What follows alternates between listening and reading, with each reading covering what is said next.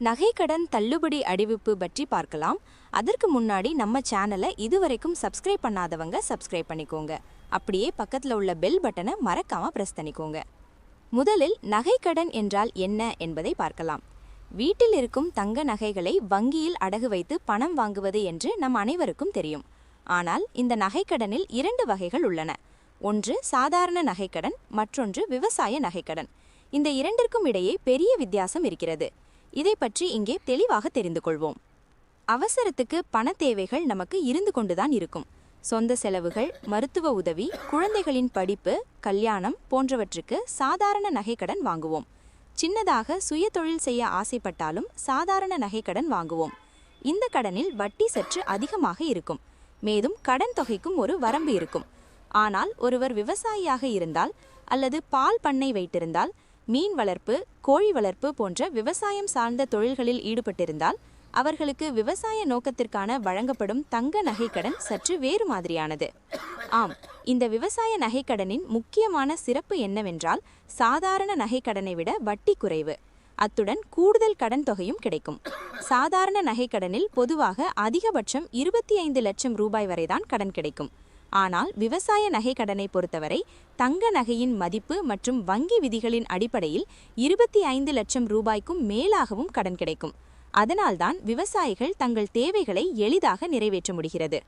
வட்டி விகிதம் பற்றி பார்த்தால் விவசாய நகைக்கடனுக்கு சராசரியாக 7% மட்டுமே வட்டி வசூலிக்கப்படுகிறது. சில வங்கிகள் இதைவிட குறைவான வட்டியிலும் கடன் வழங்குகின்றன. இது சாதாரண நகைக்கடன்களை விட குறைவான வட்டி என்பதால் விவசாயிகளுக்கு பெரிய நிம்மதி கிடைக்கிறது. மேலும் இந்த கடனை திருப்பி செலுத்தும் காலம் பயிர் சாகுபடி சுழற்சியை அடிப்படையாக கொண்டு நிர்ணயிக்கப்படுகிறது. பயிர் விளைந்து வருமானம் கிடைத்த பிறகே கடனை கட்டலாம் என்பதால் விவசாயம் செய்பவர்களுக்கு இந்த நகைக்கடன் ரொம்பவே பயனுள்ளதாக உள்ளது. இதனால் குறைந்த வட்டி, அதிக கடன் தொகை, பட்டா அல்லது குத்தகை ஆவணத்தின் அடிப்படையில் கிடைக்கும் சலுகைகள் ஆகியவற்றால் விவசாய நகைக்கடன் விவசாயிகளுக்கு நம்பிக்கையான உதவியாக இருக்கிறது. இந்த கடனை விதை வாங்க, உரம் வாங்க, பயிர் செலவுகள், கால்நடை பராமரிப்பு போன்ற விவசாய பணிகளுக்கான மூலதனமாக பயன்படுத்துவார்கள். இந்த கடனை பெற சில முக்கிய ஆவணங்கள் அவசியம். சொந்தமாக நிலம் வைத்து விவசாயம் செய்பவர்கள் தங்கள் பெயரில் பட்டா வைத்திருக்க வேண்டும். பட்டா இல்லாமல் நிலத்தை குத்தகைக்கு எடுத்து விவசாயம் செய்பவர்கள் அதற்கான குத்தகை ஒப்பந்த ஆவணம் வைத்திருக்க வேண்டும். இந்த ஆவணங்களை நகைக்கடன் பெறும்போது வங்கியில் கட்டாயம் தாக்கல் செய்ய வேண்டும். இந்த நகைக்கடன் மூலம் விவசாயிகள் உடனடி பணத்தேவையை எளிதாக பூர்த்தி செய்ய முடிகிறது. மேலும் தனியார் கடனாளிகளிடம் அதிக வட்டிக்கு கடன் வாங்க வேண்டிய நிலை தவிர்க்கப்படுகிறது.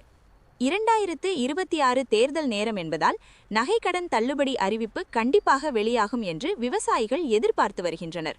ஆனால் அரசு தரப்பில் இந்த நகைக்கடன் அறிவிப்பு தள்ளுபடி என்பது பற்றி அரசு பரிசீலனையில் உள்ளது.